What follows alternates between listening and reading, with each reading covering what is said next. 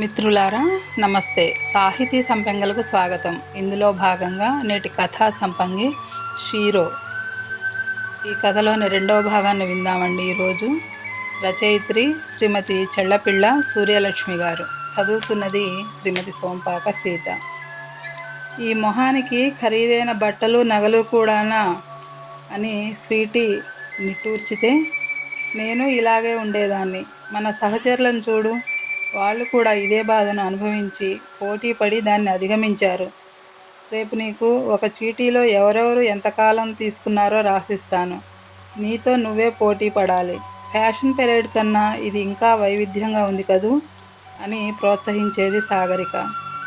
ఈ రెస్టారెంట్లో పనిచేసేవారికి తలలో నాలుకలా అయిన సాగరిక ఊళ్ళో గర్భిణులకు పోషకాహారం మీద ఒక ఉచిత శిబిరం ఏర్పాటు చేయించింది. తద్వారా పరోక్షంగా స్త్రీలలో తమ బోటి వారి పట్ల అవగాహన పెంచి వారి పట్ల డిప్రెషన్ను తగ్గించే ప్రయత్నం చేసింది. దానికి మంచి స్పందన లభించటంతో చదువుకునే పిల్లలకు, వృద్ధులకు, స్థూలకాయులకు వేరువేరుగా ఉచిత శిబిరాలు బ్రహ్మాండంగా నిర్వహించింది. ఆ నోట ఈ నోట ఈ విషయం పెద్ద కార్పొరేట్ సంస్థల వారికి తెలిసి వాళ్ళు ఇటువంటి శిబిరాలకు ఆర్థిక సహాయాన్ని అందించడానికి కూడా ముందుకొచ్చారు. ఈ వనరులతో పేదవారికి కూడా శిబిరాలు ఏర్పాటు చేసి ఉచితంగా పోషకాహారం ఇవ్వటం మొదలుపెట్టారు సాగరిక తన అనుచరులు. ఇక వెనుదిరిగి చూడాల్సిన అవసరం లేకుండా సాగరిక ఎంతో పేరు సంపాదించుకున్నది. వాళ్ళ రెస్టారెంట్కి వచ్చే అతిథుల సంఖ్య కూడా పెరిగిపోయింది. ఒకరోజు రష్ తగ్గే సమయానికి, అమ్మా, మీరు రెస్టారెంట్ మూసేసే సమయం అవుతోంది.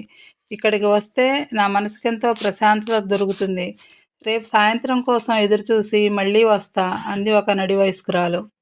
సాగరిక చేతులెత్తి నమస్కారం పెట్టి, తప్పకుండా మేడం అంది. వారం నుంచి ఒక్కరోజు వదలకుండా మీ రెస్టారెంట్కి వస్తున్నాను. ఇంకా మేడం అనే పిలిపేంటమ్మా, నన్ను మీరంతా ఆంటీ అని పిలవండి, నాకు ఆత్మీయంగా ఉంటుంది అన్నట్లు నా పేరు వనజ అని చెప్పిందామె. రోజులు నెలలుగా మారాయి. సాగరిక వనజ మధ్య బంధం బలపడింది. తనకు సెలవున్న రోజుల్లో వనజ కూరగాయలు, పప్పులు, ఉప్పులు కొనేటప్పుడు ఆమెతో తోడుగా వెళ్ళేది సాగరిక. ఒకరోజు వనజ ఇలా అంది, నా స్నేహితురాలు కొత్త సంవత్సరం క్యాలెండర్ కోసం, కొత్త మోడల్స్ కోసం వెతుక్కుంటోంది. మీలో ఎవరైనా సహాయం చేస్తారా అని అడిగింది. అందరూ యాసిడ్ దాడిలో అందం కోల్పోయిన వాళ్ళు గనక ఈవిడికి ఏమైంది అన్నట్లు వింతగా ఒకరి మొహాలు ఒకరు చూసుకున్నారు.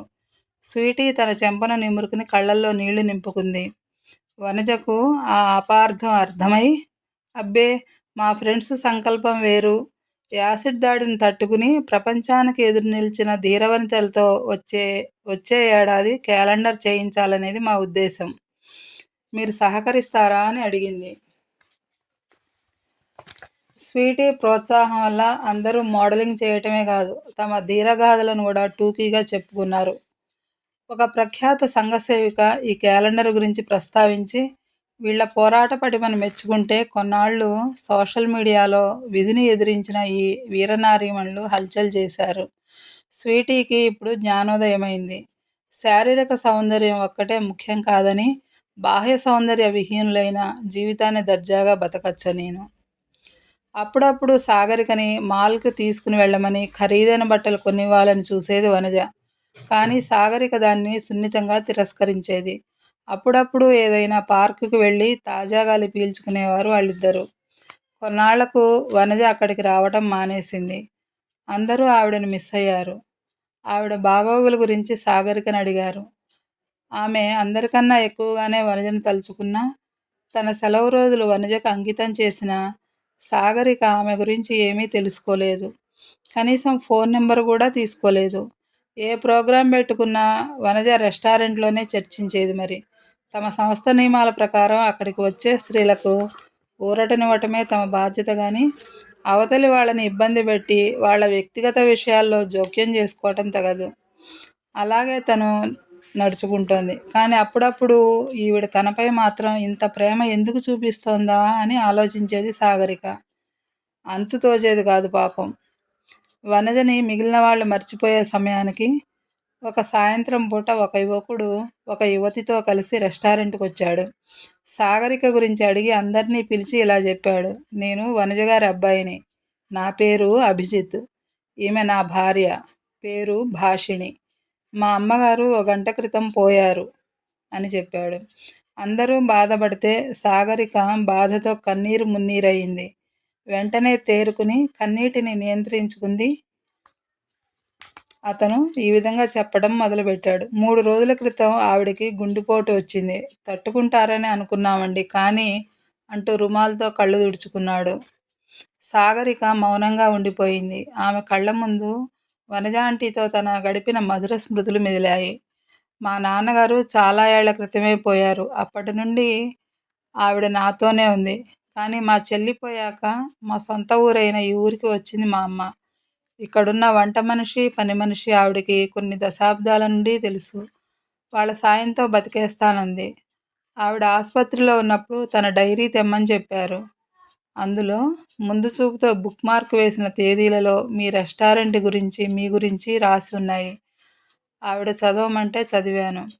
మీరు వయోవృద్ధుల కోసం నిర్వహించిన పోషక విలువల శిబిరంలో మా అమ్మగారు కూడా పాల్గొన్నారట. అప్పుడు మీరు అమితంగా నచ్చారట. పైగా మిగిలిన వారిలాగా కాకుండా మీరు ఎవరిలోనో తప్పించబోతూ యాసిడ్ దాడికి గురయ్యారట కదా. దానివల్ల ఆవిడకు మీ మీద ఉండే గౌరవం రెట్టింపు అయిందట. అది కూడా ఆవిడ డైరీలోని వివరమే. మీ సెలవు రోజుల్లో ఆవిడకి సాయం చేశారట కదా. సహాయకులు ఇంట్లో ఉన్నా మీతో సమయం గడపటానికి ఆవిడ ఆ పని చేశారట. ఆవిడ మీకు ఏమైనా ఇవ్వజూస్తే మీరు మర్యాదగానే వద్దనేవారట కదా. మీ మంచితనానికి ఆవిడ ఫిదా అయిపోయారు. మరి పేజీల నిండా మిమ్మల్ని మెచ్చుకుంటూ మా అమ్మ మీ ఔన్నత్యాన్ని చాటటంలో ఆశ్చర్యం లేదు కదా. మా చెల్లిపోయిన బాధను ఆవిడ మీ వల్లే అధిగమించారని చెప్పగలను. ఆమె పోయాక తన చర్మాన్ని శరీరం కాలిన వాళ్ళకి ఇవ్వాలని చాలా రోజులుగా చెప్పేవారు. ఆవిడ కోరిక ప్రకారం ఆవిడ భౌతిక కాయాన్ని ప్రభుత్వాసుపత్రిలో పొందుపరిచాం. ఆవిడ రాసుకున్న డైరీలో మీకు తన చర్మాన్ని ఇవ్వమన్నట్లుగా ఉన్నది అంటూ ముగించాడు అభిజిత్. ఏం చెప్పాలో తెలవని అయోమయంలో మునిగిపోయింది సాగరిక. మీ చెల్లెలు పాపం చిన్న వయసులోనే పోయినట్టుంది అని సంతాపం ప్రకటించింది స్వీటీ. ఆమె కూడా మీలాగానే యాసిడ్ దాడి బాధితురాలే. అన్ని వనరులు ఉండి సమయానికి చర్మం దొరక్కపోవడంతో మేము ఆమెని కోల్పోయాం. అప్పటి నుంచి అమ్మే కాదు, నేను నా భార్య కూడా చనిపోయిన తర్వాత బతికున్న వాళ్లకు ఉపయోగపడాలని తీర్మానించుకున్నాం. అందుకని సాగరిక గారు, మీరు వెంటనే వస్తే ప్లాస్టిక్ సర్జన్ దగ్గరికి వెళదాం. ఎంత తక్కువ సమయం తీసుకుంటే అంత మంచిది. అందుకే ఆవిడ పోయిన గంటలోనే ఇటొచ్చాను. డాక్టర్ గారు సర్జరీ తేదీ నిర్ణయిస్తారు అన్నాడు అభిజిత్. 2 క్షణాలు మౌనంగా ఉన్న సాగరిక, సార్, నాకు ఆంటీ అంటే చాలా ప్రేమ. అందుకు ప్రతిఫలంగా నేను ఆమె చర్మంతో నా మొహాన్ని అందంగా చేసుకోవటం నాకు ఇష్టం లేదు. ఎందుకంటే ఆవిడతో నేను గడిపిన సమయం ఒక్క నిష్కామ కర్మనే అనుకున్నాను. దాన్ని ఇలా ఎక్స్చేంజ్లా మార్చడం తప్పు. మేమంతా యాసిడ్ బారిన పడి జీవితాన్ని పోగొట్టుకున్న వాళ్ళమే. కానీ అసలైన జీవితం అంటే ఏమిటో ఈ చావ్ స్వచ్ఛంద సంస్థ వాళ్ళు మాకు నేర్పించారు. నాకు ఈ రూపం కూడా ఇష్టమే. అందరిలోనూ చిన్నపిల్ల, పెద్ద ఆశలు కలిగి ఉన్న పిల్ల.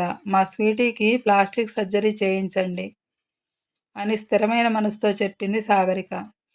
సాగరిక మాటలతో నివ్వెరపోయిన స్వీటీ ఆ తరువాత ఆనంద బాష్పాలతో ఆమెను హత్తుకుని ధన్యవాదాలు తెలిపింది.